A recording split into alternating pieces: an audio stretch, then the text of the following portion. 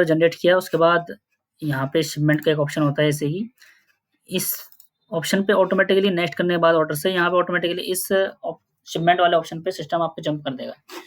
Means पहले हमने style बनाया, उसके बाद ऑर्डर जनरेट किया, उस ऑर्डर का जो ऑर्डर नंबर था वो यहाँ पे आ जाएगा और उसके साथ हम यहाँ पे स्टाइल मैप करेंगे। तो स्टाइल मैप करेंगे तो मैंने स्टाइल जैसे बनाया था यहाँ पे, उसको मैंने यहाँ पे चूज किया लिस्ट से। उसके बाद उसमें जितने भी कलर्स होंगे, जितने भी साइजेस होंगे, वो ऑटोमेटिकली यहाँ पे लोड कर देगा सिस्टम। अब यहाँ से आप सैंपल्स बना रहे हैं तो जो आपको कलर है, जो साइज में सेलेक्ट करने हैं वो सिलेक्ट कर सकते हैं, या आपका बल्क का है तो उसके अकॉर्डिंग यहाँ पे आप किस कलर में, किस साइज में आपको आप गारमेंट्स बनाने हैं, कितने पीस का ऑर्डर है, उसके अकॉर्डिंग यहाँ पे एंट्री कर सकते हैं। जैसे मेरा यहाँ पे एक कलर दिखा रहा है, यहाँ पे मेरे साइज ये हैं, अगर मुझे कोई भी साइज मुझे हटाना है यहाँ से मैं हटा सकता हूँ।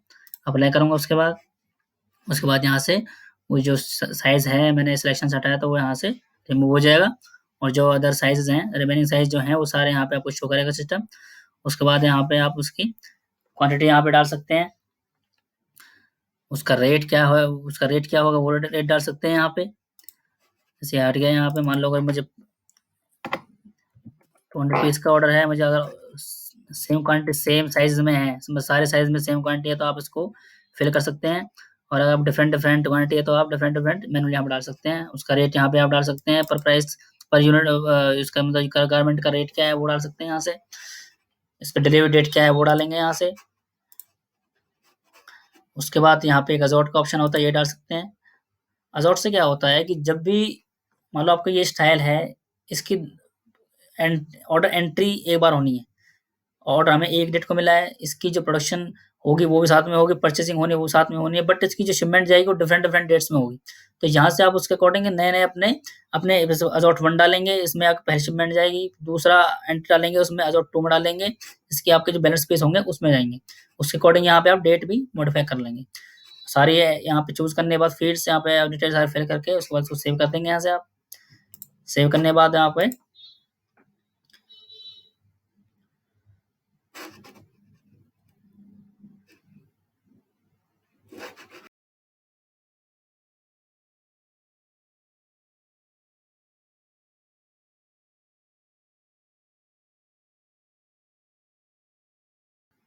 सेव करने के बाद यहाँ पे वो स्टाइल पे आपको जंप कर देगा।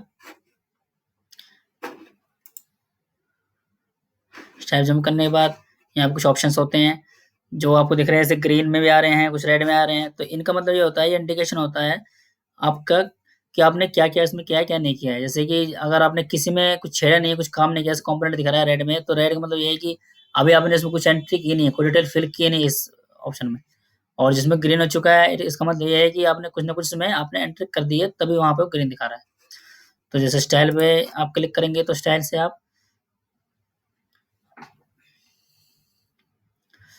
आप यहाँ पे कुछ मेजरमेंट वगैरह वो भी डाल सकते हैं, और आप स्टाइल जो आपकी जो इमेज है गारमेंट्स की वो डाल सकते हैं, और जो एडिशनल जो आपकी एक्टिविटीज होती हैं, जैसे कि प्रोडक्शन फाइल हैंडओवर है या सैंपल्स वगैरह बनने हैं, वो भी आप यहाँ डाल सकते हैं। जैसे आप देख रहे हैं अभी ये यहाँ पे इमेज आ गई उसकी।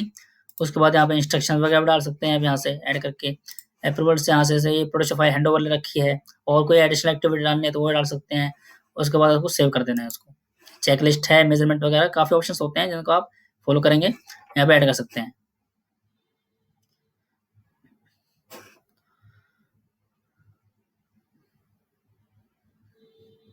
देन उसके बाद ऑप्शन आता है फैब्रिक का। तो फैब्रिक का जैसे मैंने आपको मास्टर में बताया था कैसे कैसे आप उसमें फैब्रिक एंट्री करना है, तो वहाँ यहाँ से कर सकते हैं। तो जैसे फैब्रिक पे मैंने क्लिक करता हूँ,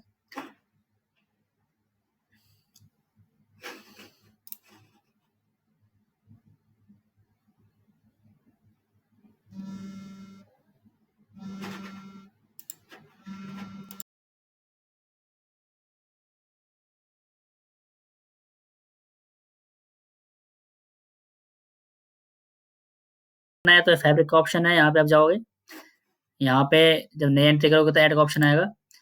उस पर क्लिक करने के बाद अगर आपने स्टाइल बैंक में ऑलरेडी फैब्रिक वहाँ पे ऐड कर रखा है स्टाइल बैंक में, तो ऑटोमेटिकली वहाँ से सिस्टम यहाँ पे लोड कर लेगा गारमेंट, उसमें साइज और कलर के अकॉर्डिंग यहाँ पे ऑटोमेटिक लोड कर लेगा। अगर नहीं किया है तो आपको वैसे ही मैनुअली एंट्री करनी पड़ेगी, जैसे मैंने आपको स्टाइल बैंक में बताया था, तो वैसे ही यहाँ पे आपको एंट्री करनी पड़ेगी मैनुअली उसकी।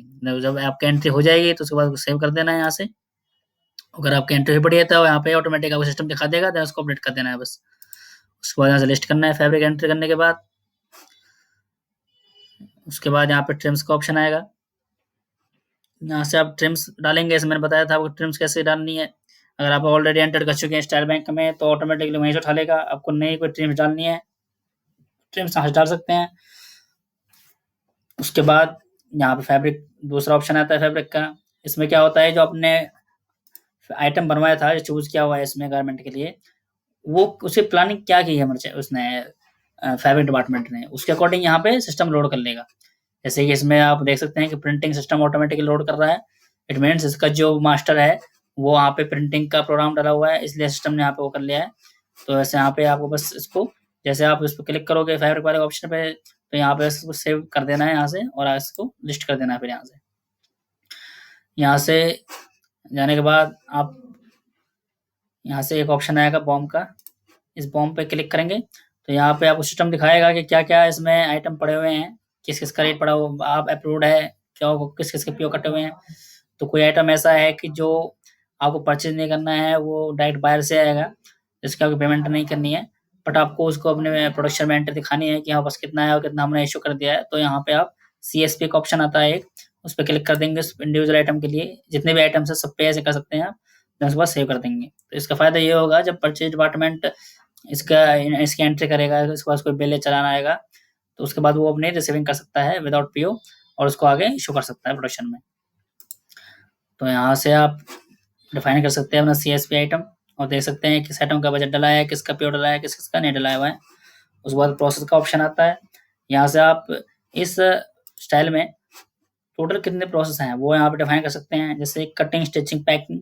ये सारे जो 3 ऑप्शन होते हैं, प्रोसेस होते हैं, ये बेस बेस प्रोग्राम होते हैं और जो हर स्टाइल में होते हैं। उसके बाद से फैब्रिक प्रिंटिंग दिखा रहा है, तो ये ऑटोमेटिकली सिस्टम ने लिया है जहाँ से फैब्रिक एंट्री हुआ था, मतलब फैब्रिक जो मास्टर जो है वो प्रिंटिंग का था, तो यूजर ने, मर्चेंट ने यहाँ पे जो फैब्रिक लिया है, ये वाला फैब्रिक लिया है, इसमें प्रिंटिंग हो रही थी, तो ऑटोमेटिकली सिस्टम यहाँ पे वो जो प्रोसेस है फैब्रिक प्रिंटिंग का वो लोड करके दिखा रहा है बेस प्रोग्राम में। उसके वजह से फिनिशिंग है, ये आपका लास्ट प्रोग्राम होता है, क्योंकि ये हमारा बेस प्रोग्राम नहीं है। तो ये जब ऐड करोगे तो यहाँ पे स्टाइल, अगर आपको स्टाइल स्टिचिंग के बाद फिनिशिंग ऐड करनी है तो यहाँ पे स्टाइल पे क्लिक करेंगे। उसके बाद यहाँ पे फिनिशिंग डालेंगे, उसका लास्ट प्रोग्राम डालेंगे, उसके बाद आफ्टर देन ऐड, उसके बाद वो ऐड हो जाएगा, देन उसके बाद सेव कर देंगे उसे।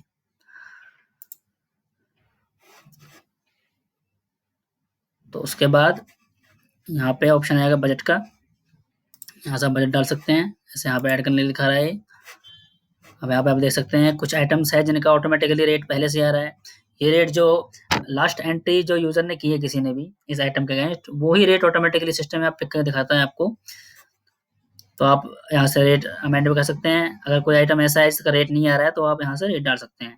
तो मैक्सिमम आइटम्स आपको ऐसे मिलेंगे जिनका रेट ऑटोमेटिकली सिस्टम में आप लोड करके दिखाएगा।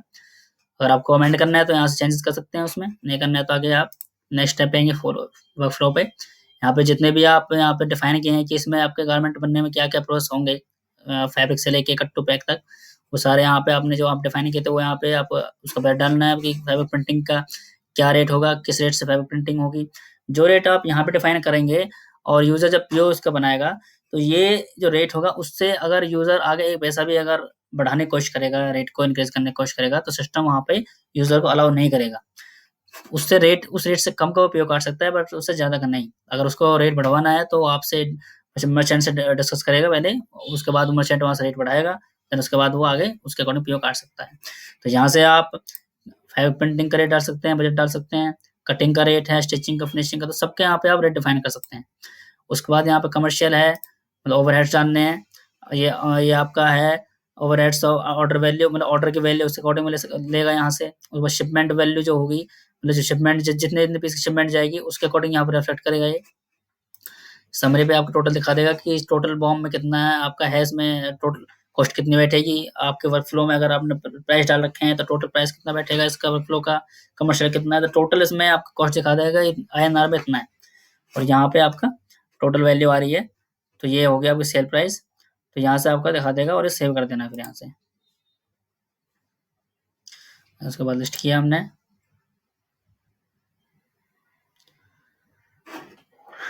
लिस्ट करने के बाद यहाँ से एक TNA का ऑप्शन भी आएगा।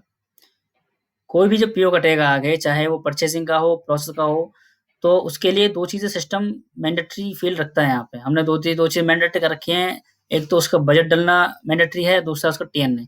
जब तक इसमें से एक भी चीज़ आपकी स्किप हो जाती है, रिमेनिंग रहती है, तब तक उसका यूज़र पीओ नहीं कर सकता है। तो बजट तो हमने वहाँ पे डिफाइन कर दिया है, उसके बाद हमें TNA बनाना है।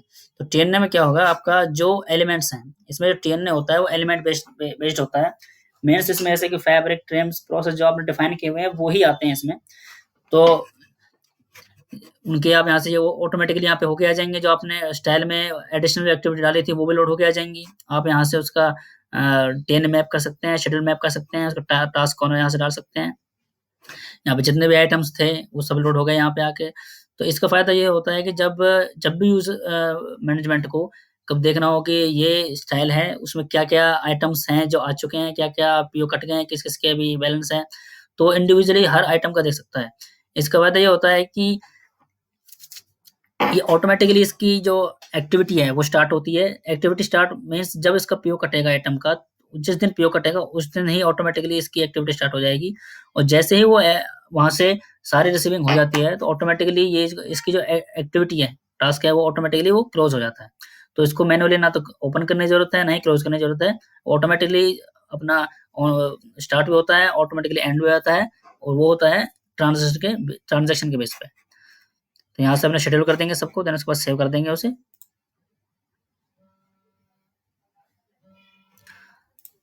सेव करने के बाद आपका ऑर्डर एंट्री का मॉड्यूल है यहाँ पे खत्म हो जाता है।